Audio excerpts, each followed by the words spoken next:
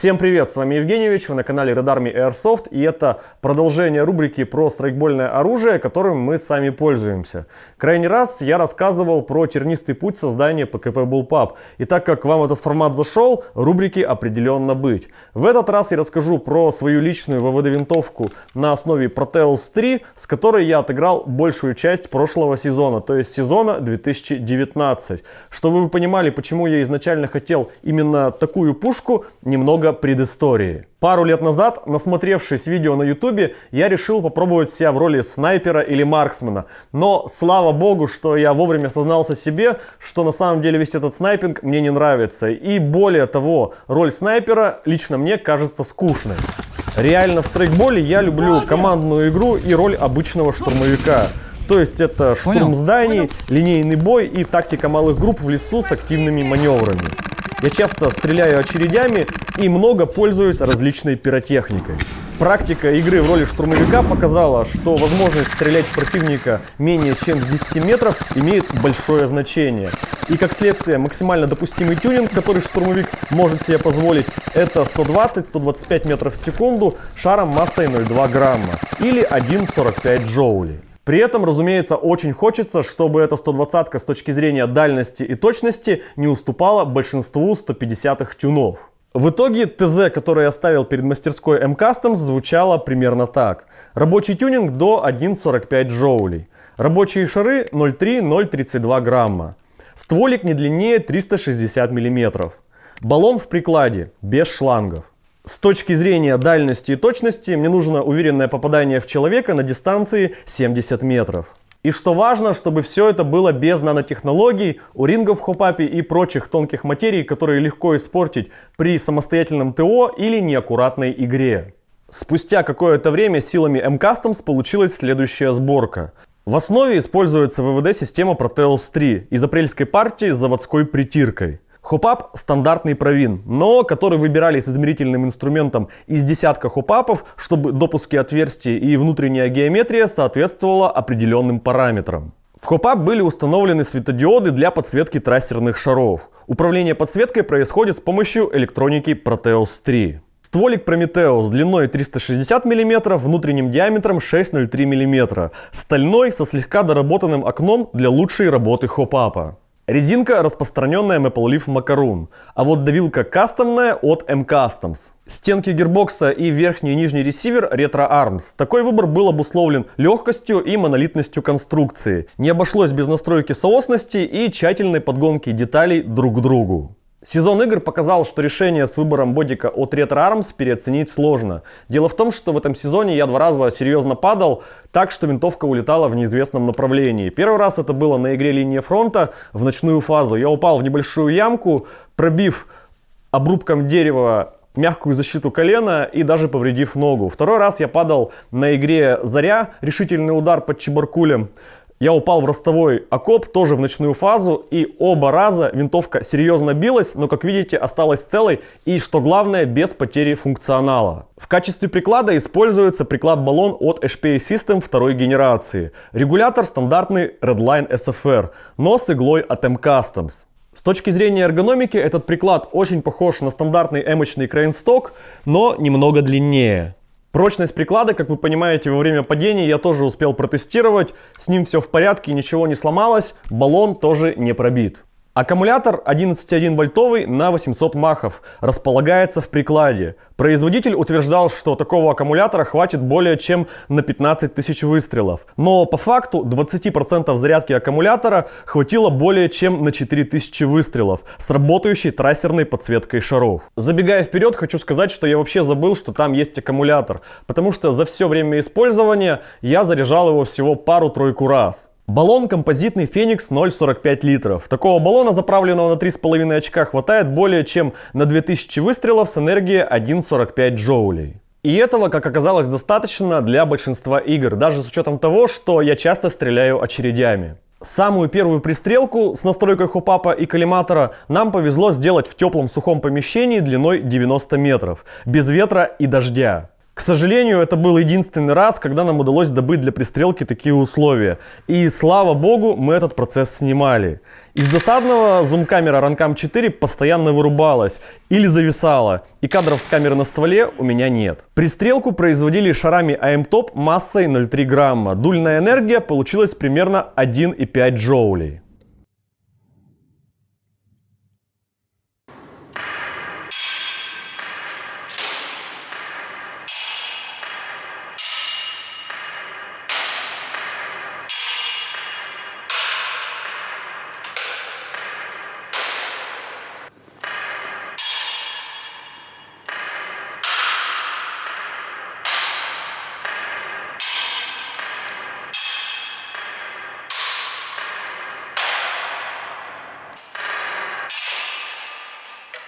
С 50 метров, если вам хватает личного навыка и правильно настроить прицел, можно уверенно долбить в тарелку размером чуть меньше головы человека. Это примерно 15 сантиметров.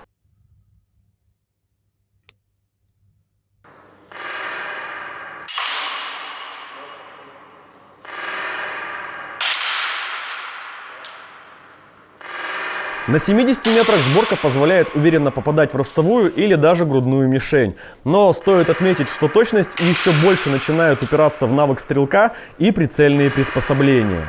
Как вы успели заметить, пристрелка происходила с коллиматором, потому как именно с этим коллиматором я планировал играть. Практика сезона игр показала, что точка моего коллиматора крупновата, и для более комфортной стрельбы стоит разориться на более качественный прицел. После отстрела на 70 метров, исключительно ради интереса, мы решили выяснить предел дальности для этой сборки. Оказалось, что на 80 метрах тоже можно попадать в ростовую мишень, но шарик, конечно, летит немного дольше.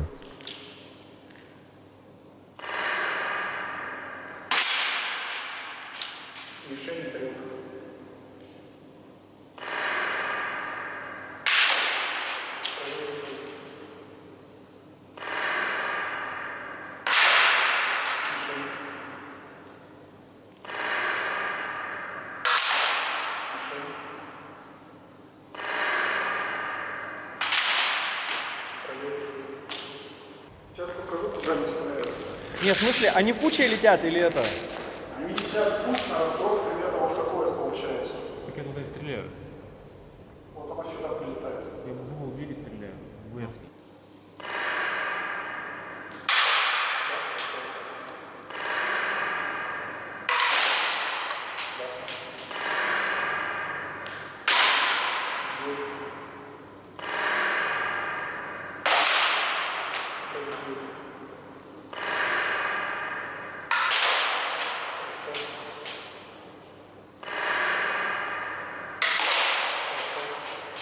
Исключительно ради фана, не ожидая особых успехов, мы решили пострелять на дистанцию 90 метров. Как оказалось, если немного перекрутить хопап, добавив горку примерно в 1,5 метра, на этой дистанции тоже можно попадать в человека очередями.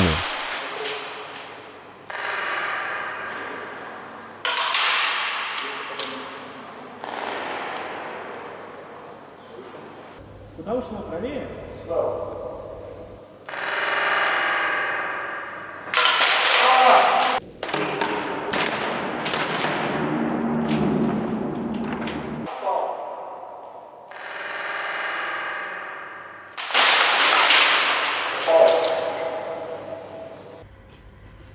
Что там в человека с 90 метров за 120 стрелять? Хуйня какая. Для 1,5 джоулей и этих шаров я считаю, что это предел. И рабочей такую дистанцию точно не назвать, так как на 90 метров шар долетает только с заметной горкой или выносом прицельной точки на метр вверх. Корректировку вообще приходилось делать по живой мишени по рации, так как на этой дистанции практически ничего не видно. 90 метров это все-таки 90 метров. 90 метров, 1,5 джоуля — это такие очень ласковые поглаживания по спинке. В начале сезона я перешел вот на эти два ранкама, у которых идентичные проблемы и которые запороли мне все возможные геймплеи и отстрелы. В середине сезона разбираться у меня с ними времени не было, но осенью по совету Андрея Поэта я их доработал, устранив люфт аккумулятора и полностью перепрошил. Если у вас такие же проблемы с этими камерами, в подсказках я оставил ссылку на видео по этой теме. За сезон я отыграл с этой сборкой несколько игр с разными условиями, среди которых были такие непростые проекты, как Балаклава 825 и Линия фронта 2019. На этих играх я несколько раз давал пострелять из моей винтовки всем желающим, кто хотел посмотреть, как оно летит. Если вы были среди тех, кто стрелял, можете поделиться впечатлениями в комментариях. А если вы меня встретите на играх с этой винтовкой, можете смело просить пострелять, я не против. Перед тренировкой у нашей команды есть традиция пристреливать друг по другу привода. Как раз на такой тренировке осенью после починки ранкама я отснял несколько живых кадров, как ведет себя сборка после нескольких игр без технического обслуживания.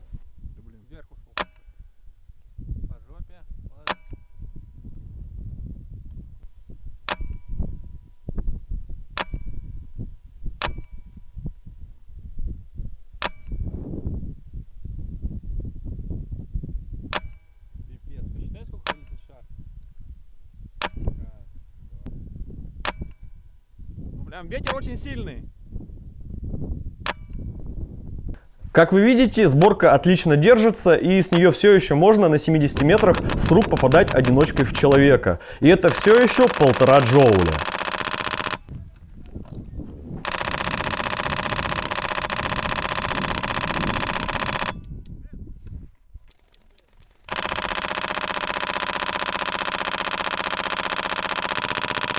Несмотря на то, что M-Customs выполнили условия ТЗ и моя 120-ка стреляет не хуже большинства 150-х приводов, к сожалению, я не могу назвать эту сборку отличным вариантом для штурмовика, как это изначально планировалось. Винтовка хоть и легкая, всего 3,5 килограмма, но излишне длинная и громоздкая для активных действий на коротких дистанциях и в CQB. В первую очередь из-за длинного для таких целей для меня приклада и все-таки излишне длинного ствола. И по факту весь сезон я продолжал играть роль марксмена на дальних дистанциях, который поливает очередями из пушки с энергией 1,4 джоуля.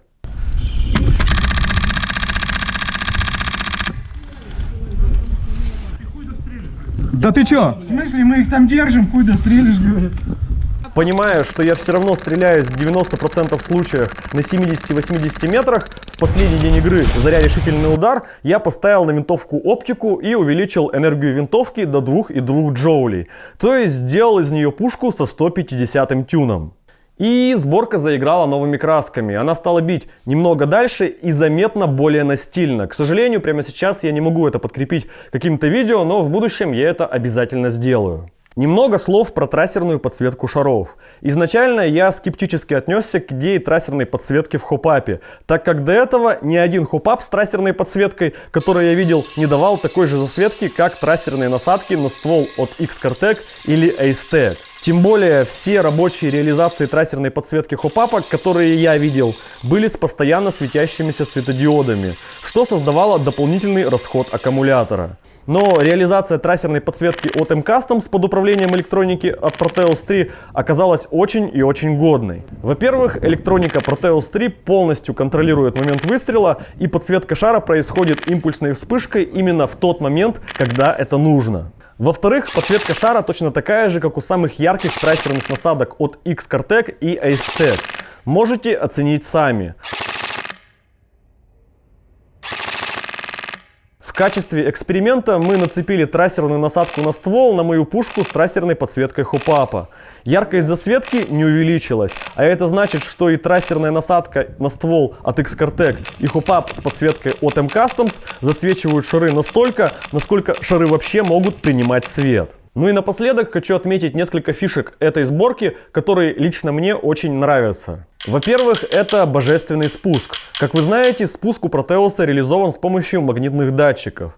В итоге можно уверенно сказать, что это самый приятный и отзывчивый спуск, который существует в страйкбольном оружии.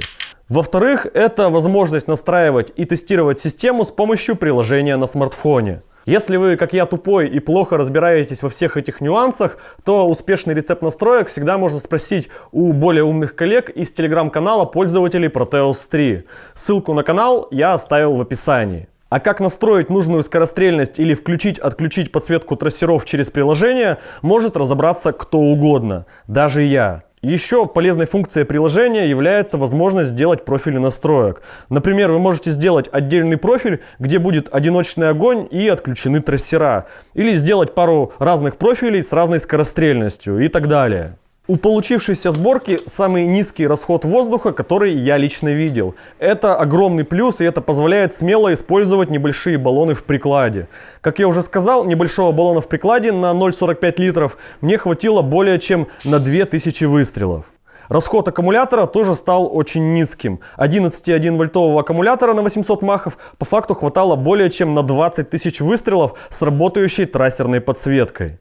Немного планов на будущее. Перед новым сезоном я все-таки планирую сделать ТО и все-таки почистить стволик и хоп-ап. Знаю, что это нужно делать намного чаще, но я не самый внимательный хозяин. Еще я планирую поставить оптику и оставить энергию 2,2 джоуля. Именно для этой сборки с ее форм-фактором это самая рабочая энергия. Хотя пушка сама по себе достаточно тихая, хочется сделать ее еще тише. Поэтому я планирую поставить сюда Silent Set для Proteus и глушитель от ACS. Еще я очень жду обновленного приклада со встроенным регулятором грань от разработчика Proteus. Новый приклад компактней, тоньше и короче, а это именно то, что мне не хватало в этой сборке. Ну и, как и большинство, я жду хоп-апа лазер, но, как известно, ничего не будет. Надеюсь, мой рассказ был для вас интересен. Если вы хотите подобные видео про другие наши пушки, обязательно напишите об этом в комментариях. А у меня на этом все. С вами был Евгеньевич. Не забывайте поставить уверенный палец вверх, подписаться на канал, нажать на колокольчик. До скорого! О, Евгений, привет! Возьмите пушку.